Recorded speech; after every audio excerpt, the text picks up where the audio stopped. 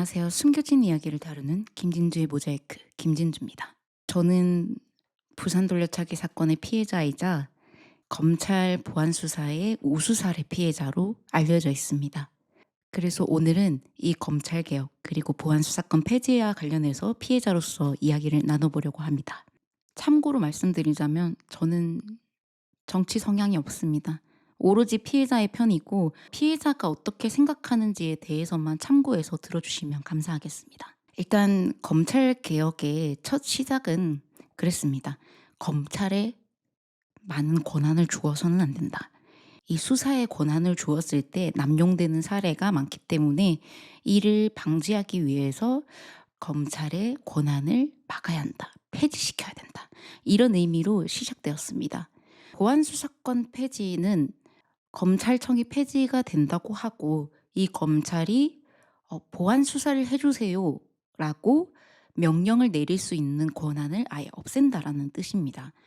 우리가 경찰 단계에서 무언가 조금 부족한데 이걸 조금 보완해 줬으면 좋겠는데요 라고 생각이 들더라도 경찰 단계가 끝나면 그거를 곧바로 잡을 수가 없게 된다는 거죠. 결국에는 저도 이 범죄 피해자들과 모여서 범죄 피해자가 없는 개혁은 개혁이 아니다 라는 의미로 기자회견을 했었는데요.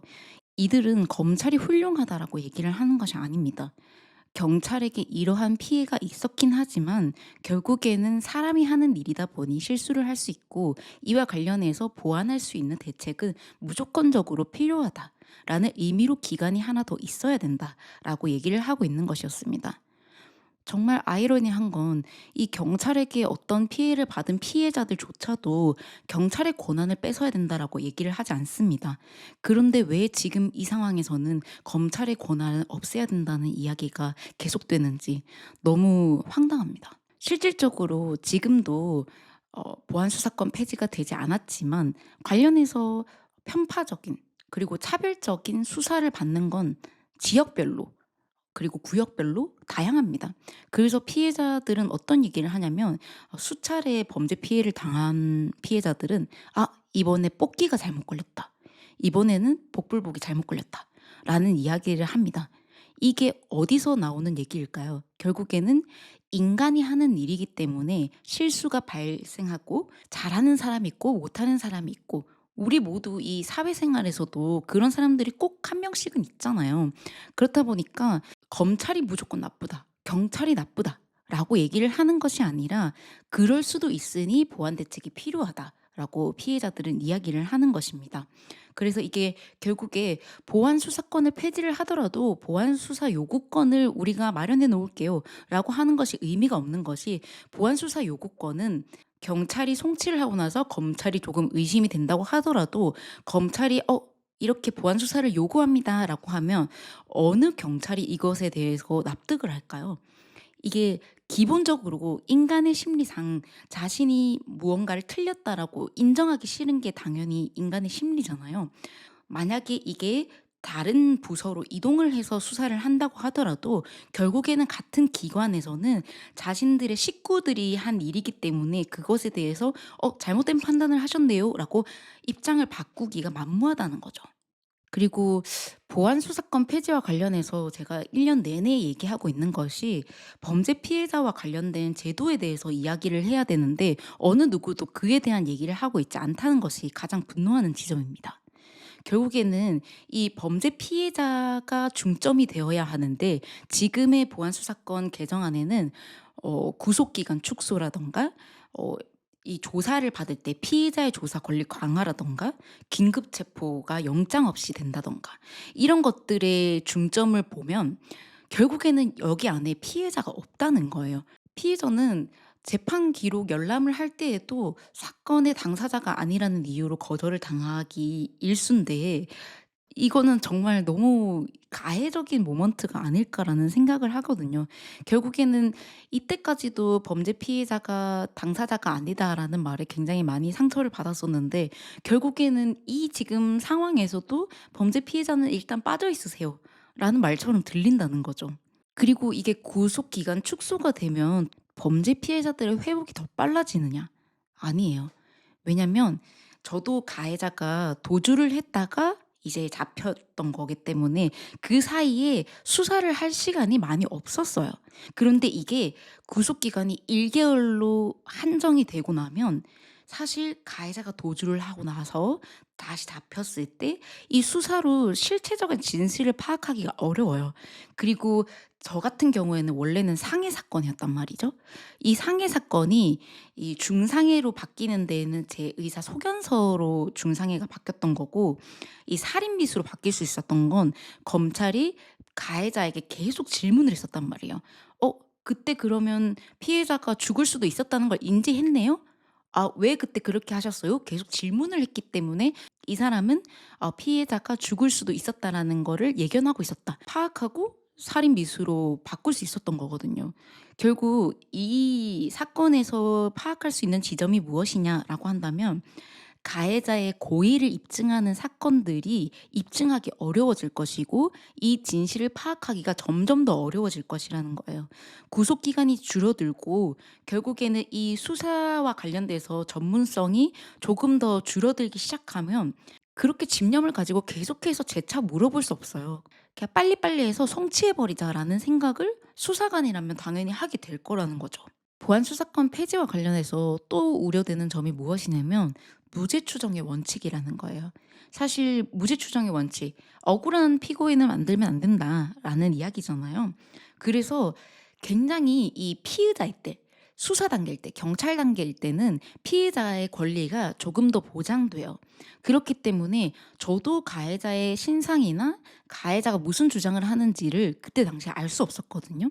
수사관님한테 물어봐도 그건 개인정보를 알려드릴 수 없다. 수사 단계를 알려드릴 수 없다." 이런 답변을 받았거든요. 그런 것처럼 만약에 보안 수사권 폐지가 된다면 이 무죄 추정의 원칙을 깨고 범죄 피해자가 기록을 열람할 수 있는 열람권을 강화시켜 줄 것이냐, 실질적으로 불가능하다는 것이죠. 그리고 이와 관련해서 조금 더 얘기를 해 보자면, 현실적으로 저는 그때 당시 아무런 재력이 없었고 1년 내내 일을 하지 못했었거든요. 사건 기록을 보려면 이 변호사를 선임해야 되는데 최소 300 이라는 거예요. 최소 300이 없었죠 당연히. 그래서 그 변호사에게 그런 말을 했었어요. "혹시 이거 최대로 할 수 있는 할부가 몇 개월인가요?" 라고 했었고, 이 300만 원을 24 개월 할부를 해서 변호사를 선임을 했어요. 보안 수사권이 폐지되지 않았음에도 불구하고. 그런데 우리가 만약에 이 보안 수사권이 폐지가 된다고 한다면 우리가 이 수사 단계에서부터, 경찰 단계에서부터 이 수사에 관련된 진실에 대해서 바로잡아야 된다는 조급함이 생기겠죠. 그럼 어떻게 될까요? 피해자든 피고인이든 빨리 변호사를 선임해서 이와 관련해서 경찰 단계에서 제대로 해야지라는 조급함이 생기겠죠. 그렇게 되면 법률 시장은 굉장히 활성화될 거예요. 하지만 범죄 피해자라든가 뭐 억울한 피고인이라든가 이런 사람들은 결국에 굉장히 회복할 시간도 없이 빠른 시일 내에 정신을 차리고 이성적으로 자신의 사건을 대해야 되는 나라가 된다는 거죠. 결국에는 피해자가 제정신을 차리지 않으면 큰일 나는 세상에서 살게 된다는 거예요.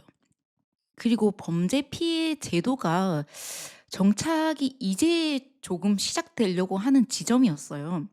재판 기록 열람 강화라든가 피해자 국선 변호사 권리 강화라든가 아니면 피해자 온라인 지원 시스템이라든가 이런 것들이 지금 이제서야 막 시작이 되고 있었어요.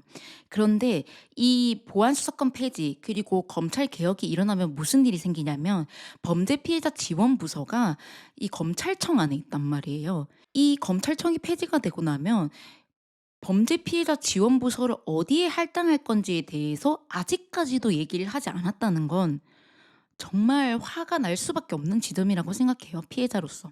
결국에는 이 피해자의 지원과 제도를 다시 초점부터 다시 가져가야 되는 상황이 오게 된다라는 거죠. 왜냐면 그 통솔하는 기관 자체가 없어지기 때문에. 그러면 이와 관련해서는 어떻게 보장할지에 대해서 누가 얘기를 하고 있나요? 법안에서 한 번도 볼 수가 없었거든요. 그렇기 때문에 범죄 피해자들은 분노할 수밖에 없다는 거예요. '또 나는 여기서 열애당했구나.' 물론 지금 그런 이야기도 있어요. 7대 중대범죄와 관련돼서는 이것을 존치하겠다. 보안 수사권을 조금 드리겠다. 저는 그런 이야기에 무슨 생각이 드냐면 '아 그런 범죄 피해를 당하지 못한 자신이 원망스러워질 것 같다.'라는 생각을 했거든요. 결국에는 저도 성범죄와 관련된 범죄가 처음엔 아니었다 보니까 피해자 국선 변호사를 선임할 수가 없었거든요. 그래서 '아 진짜 너무 개탄스럽다.'라는 생각을 했었는데 만약에 7대 중대 범죄 피해자들에게만 이런 것을 권한을 준다면 다른 피해자들은 7대 범죄가 되기 위해서 노력하지 않을까요? 그리고 이 죄의 무게는 당연히 다를 수가 있죠. 살인과 사기는 형량이 다를 수 있죠. 하지만 범죄 피해에는 무게가 없어요. 범죄 피해는 뭐 사기라고 범죄 피해가 좀 덜 아프고 그거는 말이 안 되잖아요. 근데 이 말 자체가 결국에는 뭐 "7대 중대 범죄를 한해서 이거를 놔두겠다."라는 말은 결국 "선별적인 피해자를 만들겠다. 차별적으로 피해자를 대하겠다."라는 말과 똑같거든요.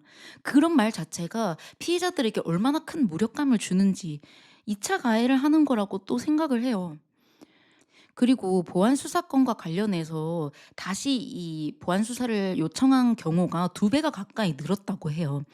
물론 이것에 대해서 저는 '경찰이 완벽히 이를 해결할 수 있느냐?' 아니라고 생각해요. 하지만 '검찰이 이걸 완벽히 해결할 수 있느냐?' 아니라고 생각해요. 결국 경찰도 검찰도 다 사람이 하는 일이고 이 사람이 하는 일에는 무조건 실수가 있기 마련이에요. 그래서 보안 장치가 필요하다는 것인데 마치 '경찰은 절대 선이고 검찰은 절대 악이다.' 이렇게 나눈 것도 굉장히 잘못된 일반화라고 생각을 해요. 굉장히 편협한 사고가 일반화라고 생각을 하거든요. '검찰은 무조건 나쁘다?' 저는 그렇지 않다고 생각해요. 저는 굉장히 운 좋은 피해자일지도 모르겠으나 정말 괜찮은 검사님들을 많이 만났었고 실질적으로 저는 그런 검사님들을 본 적이 없어요.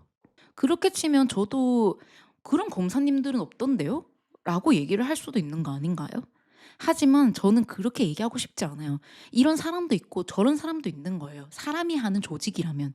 그런데 그것을 제 맛에 맞춰서 그냥 안성맞춤으로 '아 검사들은 다 나빠요.' 이런 식으로 치부하는 것은 '너무 유치한 사고방식이다.'라는 생각을 해요. 경찰과 검찰도 다 공무원이고 사실 이들도 다 국민이잖아요. 이 사람들이 너무 지쳤어요. 저도 옛날에 2차 가해를 한 가해자를 신고를 하기 위해서 이제 수사기관에 갔죠. 경찰에 고소장을 내러 갔는데 경찰분이 뭐라고 하셨냐면 "이런 것 좀 신고 안 하면 안 돼요?" 라고 하더라고요. 근데 물론 그때 뭐 그런 생각도 했죠. '아니 피해자한테 어떻게 그런 말을 하지?' 라는 생각도 했지만 저는 너무 안쓰러운 거예요. 이미 이 사람들이 지쳐 있는 게 표정으로 다 보이더라고요.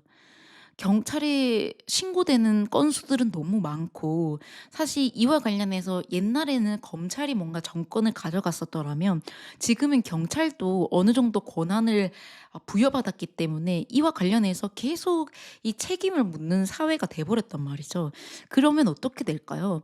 저도 어떻게 보면 국가 배상으로 "경찰의 초동 수사가 잘못됐다." 이렇게 얘기를 했잖아요.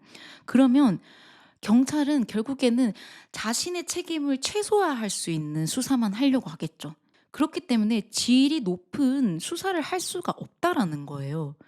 그러면 실체적인 진실을 파악을 할 수 없으니까 이게 결국에는 피해자가 '굳이 내가 신고를 해서 얻는 게 뭐지?'라는 생각을 할 수도 있게 된다는 거예요. 저는 그렇게 생각해요. 이 검찰 개혁이 실질적으로 이 검찰 개혁이 되면 검찰의 입장에서는 오히려 할 일이 줄어들어요. 오히려 경찰의 입장에서는 너무 일이 많아지고 사실 너무 부담스러울 거예요. 그럼에도 불구하고 이 정치인들의 이미지 개혁을 위해서 이 공무원들이 희생당해야 하는 지금 이 현실이 맞나라는 생각을 하기도 합니다. 그리고 실질적으로 이 보안 수사권이 폐지가 되고 관련돼서 구속 기간이 줄어들면 어떤 문제가 생기냐면 보안 수사권이 폐지가 되잖아요. 가해자의 진술의 신빙성을 한 번 재차 물을 수 있는 기회가 줄어들게 돼요. 이게 무슨 말이냐면 가해자가 어떤 진술을 하는데 사실 사람이라면 거짓말을 하면 무조건 진술에서 번복되는 상황이 나와요. 그래서 이 수사 단계에서는 이렇게 진술하셨는데 "왜 검찰 단계에서는 이렇게 얘기하셨어요?" 라고 하는 경우들이 빈번하게 있단 말이죠. 그런데 실질적으로 이 보안수 사건이 폐지가 되고 나면 가해자들이 한 번 얘기하고 피해자들이 한 번 얘기하는 게 결국에는 끝까지 재판으로 간다는 게 굉장히 진실과는 멀어진다라는 거죠. 그리고 이 검찰 개혁이 이루어지고 나면 굉장히 큰 문제가 무엇이냐면 민사 재판에 영향이 간다는 것이에요. 실질적으로 형사 재판이 끝나고 나면 민사 재판을 하기도 하는데 이와 관련해서 실체적 진실이 덜 파악된 상황에서 민사 재판으로 이어진다면 피고인이고 피해자고 굉장히 불리한 민사 재판을 받을 수도 있다라는 게 생긴다라는 거죠. 굉장히 악영향을 펼칠 수 있다라는 거죠. 그래서 이게 수사기관에서 한 권한이 집중되는 것이 굉장히 위험하다라고 얘기를 하는 것이고요. 저는 이 정치인들이 말하는 개혁, 이미지 변신들을 위해서 희생되는 건 결국 성실한 국민들이에요. 이 기득권의 지금 정치인들은 사실 이와 관련해서 이 변화가 생기더라도 아무 문제가 없어요. 지금이어도 문제가 없어요. 하지만 정말 열심히 살아오고 범죄 한 번 저지르지 않은 국민들이 이 피해를 모두 올고지 받게 될 거예요. 이 검찰 개혁 그리고 보안 수사권 폐지와 관련해서 지금 거의 1 년이 넘게 싸우고 있는데요. 여기에 샌드위치로 끼어 있는 이 피해자와 피의자들 그리고 피고인들 무슨 죄일까요?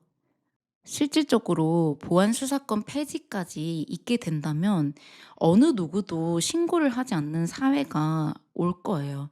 왜냐면 보안 수사권 폐지가 되고 나면 실질적으로 의견을 바꿀 수 있는 기회가 줄어들게 되죠.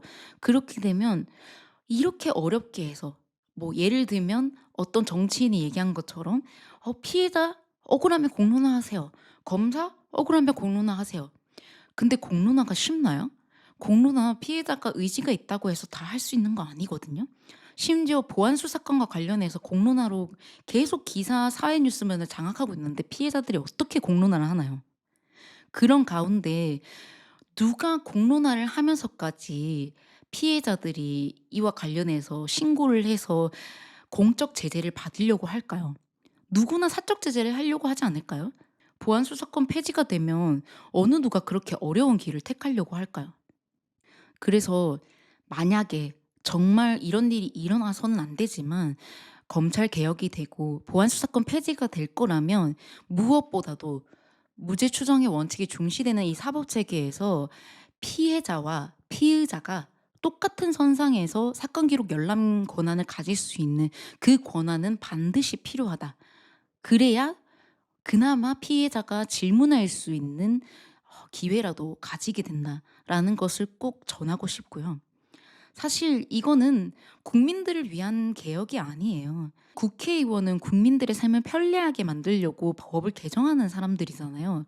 근데 지금의 국민들의 삶을 혼란스럽게 만드는 역할밖에 하고 있지 않다는 거예요. 저는 이걸 어떤 지점에서 느끼냐면 가해자 신상 공개와 관련해서 법안을 만들 때 굉장히 대국민 투표를 했었어요. "이것에 대해서 어떻게 생각하시나요?"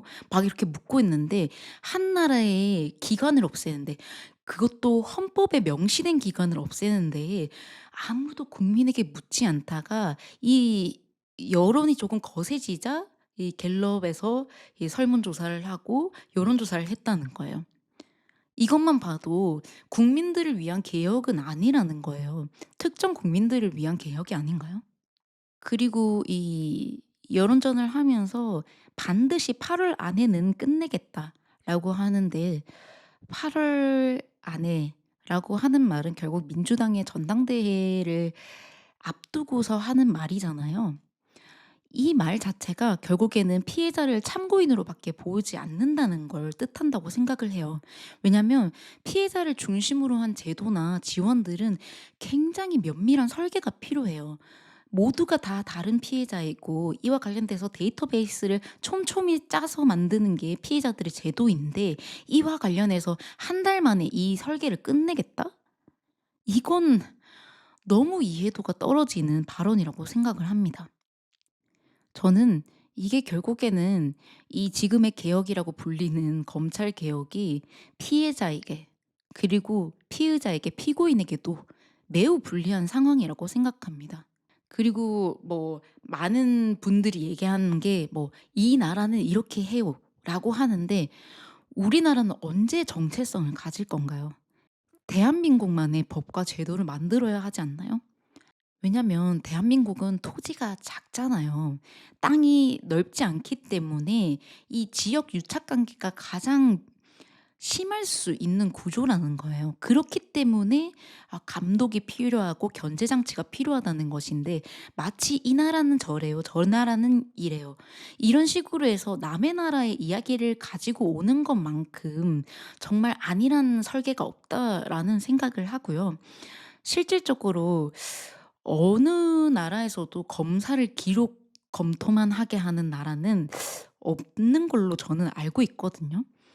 그리고 뭐 검사가 굉장히 잘못했다라고 했을 때는 그럼 국가배상을 하셔야죠. 왜 이것을 기관을 없애는 걸로 얘기를 하나요? 진짜 실질적으로 국가배상으로 인해서 이 검찰의 국가배상이 엄청나게 많았다라고 하면 저희가 그래도 설득이라도 될 텐데 검찰한테 피해를 입은 사람이 있어요. 하고 그냥 안성맞춤인 참고인들을 데리고 와서는 검찰 개혁을 해야 된다라고 얘기하는 것은 너무도 편파적인 개혁이라는 거죠. 모든 당사자들을 불러놓고 하는 개혁이 아니라 결국에는 자신들이 편리하게 부를 수 있는 사람만 불러서 만드는 이 제도는 절대 이건 개혁일 수 없습니다. 그리고 실질적으로 뭐 정치 검사에 대한 얘기를 하지만 지금 2026년도입니다. 정치 검사가 있다고 하더라도 이 권한 남용으로 사건이 끝까지 갈 수가 없습니다. 왜냐면 언론이 있기 때문에 그것을 함부로 이것에 대해서 편파적으로 끝까지 가지고 갈 수 있는 힘이 부족하다는 거예요. 그렇기 때문에 견제할 수 있는 제도나 기관들을 하나 더 만들지 왜 범죄 피해자를 지원하는 부서가 있는 검찰청을 폐지한다는 건지 저는 사실 납득이 되지 않습니다. 지난 1년간 범죄 피해자와 관련된 이 검찰 개혁 그리고 보안수사권 폐지와 관련돼서 수많은 발언들을 했었는데요. 여지껏 피해자들의 이야기를 듣지 않다가 한 사건의 어떤 지역 유착 관계로 인해서 어 '보안 수사권이 필요하다.'라는 이유로 지금 화두에 오르고 있는데요. 물론 저도 압니다. 피해자는 가불기라는 것. 가불기는 가드 불가 기술이라는 이 줄임말인데요. 사실 이 대답하기 어렵거나 아니면 뭔가 얘기조차 꺼낼 수 없는 어려운 상대를 얘기할 때 말하는 거거든요. 우리 정치인들은 항상 피해자들을 그런 식으로 이용해 왔습니다. 하지만 피해자들은 멍청하지 않아요. 그들은 이용된다고 하더라도 자신의 피해로 이 사회가 바뀔 수 있다면 이용당해도 좋다라고 생각하시는 피해자분들도 있습니다. 하지만 우리는 단연코 피해자들을 유리할 때만 이용하라고는 허락하지 않았습니다. 자신들이 편리할 때만 피해자를 이용하는 사회가 되지 않았으면 좋겠습니다. 그리고 이와 관련돼서 가장 지금 거론이 많이 되는 사건이 장윤기 강간 살인 사건일 텐데요. 사실 그 피해자분들께 보안 수사권과 관련해서 우수 사례 피해자로서 빨리 이 논란을 종결짓지 못해서 너무 죄송하고 지금 이 재판이 끝나지 않았고 사실 이분들은 제정신으로 있기가 힘드세요. 이제 그만 이 피해자들은 이 유가족분들 그만 놔두시고 그만 괴롭히셨으면 좋겠습니다. 정치인분들이 2차 폭력을 가하지 말았으면 좋겠습니다. 피해자가 아무리 유리한 수단일지라도 지금 너무나도 고통스러운 이 피해자분들에게 국가가 아픔을 줘서는 안 된다라고 생각을 합니다. 저는 오히려 검찰 개혁을 주장하고 있는 이들이 '회복하지 못한 피해자인 것 같다.'라는 생각을 했습니다. '당연히 이럴 거야. 검찰은 나쁜 사람이야.' 이런 식으로 일반화하고 모든 제도를 바꾸려고 한다면 분명히 거기서는 사각지대가 있을 것이고, 쉽고 빠르고 편리하게 바뀌는 제도는 분명히 또 다른 국민에게 피해로 자리 잡을 것입니다. 그리고 또 제안하고 싶습니다. 보안 수사권 폐지를 원하는 사람들만 그들에게 모든 수사를 경찰에게 받을 수 있는 권한을 주시기 바랍니다. 그런 분들은 경찰에게 꼭 수사를 정권 송치하시기 바랍니다. 저는 1년 내내 이런 과정을 겪으면서 정말 폭력적이라는 생각을 했습니다. 결국에는 당론이 이랬다, 저랬다. 보안 수사권을 폐지한다고 했다가 보안 수사권을 일부 받아들이겠다라고 했다가 계속해서 주장은 바뀌고, 그들끼리도 말은 계속 바뀌고, 이거야말로 국가 폭력이라고 생각합니다. 피해자들은 그 의견에 따라 '어 그럼 어떻게 해야 되지? 그 안에 이 재판을 끝내야 되나? 수사가 이 안에 끝내야 될 텐데.'라는 조급함을 가지고 있는데, 그들은 그 발언이 굉장히 아무런 영향을 주지 않는다고 생각을 하는 건지, 그 사이에 몇만 명의 피해자들이 고통받을지는 안중에도 없는 것이 눈에 보입니다. 이는 결국 자신들이 피해자가 되지 않을 거란 기만에서 오는 법이고 제도일 것입니다. 보안 수사권 폐지를 주장하는 여러분들이 결국 피해자가 되지 않을 거란 착각은 하지 않으셨으면 좋겠습니다. 이 나라에서 피해자가 되지 않는 법이란 절대 없습니다. 전체 범죄가 1 년에 150만 건이 넘습니다. 그 사이에 몇 명의 피해자가 있는지는 잘 알지 못합니다. 하지만 그런 많은 피해자들이 목소리를 낼 수 없다고 해서 존재하지 않는 것이 아닙니다. 이미 많은 단계에서 범죄 피해자가 목소리를 내지 못하도록 해 놓고 범죄 피해자를 이 상황에서 열애시키는 것은 너무나도 잔인한 나라라고 생각합니다. 보안 수사권이 폐지가 되고 나면 피해자들이 어떻게 지금 이 상황에서 피해를 구제받을지에 대해서는 아무도 얘기를 하지 않습니다. 1년 내내 누가 얘기를 했습니까? 그리고 피해자와 관련돼서 이 제도 지원을 어떤 부서가 어떻게 하겠다라는 얘기를 누가 꺼냈습니까? 보안 수사권 폐지를 찬성하겠다, 반대하겠다, 이 얘기로 1 년이 넘게 이야기를 하고 있습니다. 범죄 피해자는 재판장에 자리도 없습니다. 이렇게 된다면, 보안 수사권 폐지가 된다면 범죄 피해자에 대한 권리를 강화시켜야 되고, 범죄 피해자가 재판장에서 참여를 할 수 있어야 되고, 수많은 권한들을 강화시켜야 됩니다. 그리고 우리는 피해자가 되면 수많은 자력을, 수많은 자원을 투자해야 될 겁니다. 돈이 없다면 우리는 억울하게 당한 피해조차도 구제받지 못할 겁니다. 이런 보안 수사권 폐지가 되고 나면 특검과 관련돼서 계속 자신이 차별화된 어떤 특검을 받고 싶어 하고 특별한 재판을 받고 싶어 하는 사람들이 늘어나겠죠. 결국에는 우리는 모두가 특별한 피해자이길 간절히 바라는, 소망하는 나라가 되어야 할 것입니다. 범죄 피해도 억울한데 특별한 범죄 피해자가 되어야 되는 나라, 그건 너무 절망적이지 않나요? 지금은 범죄 피해자가 되어서는 안 될 겁니다.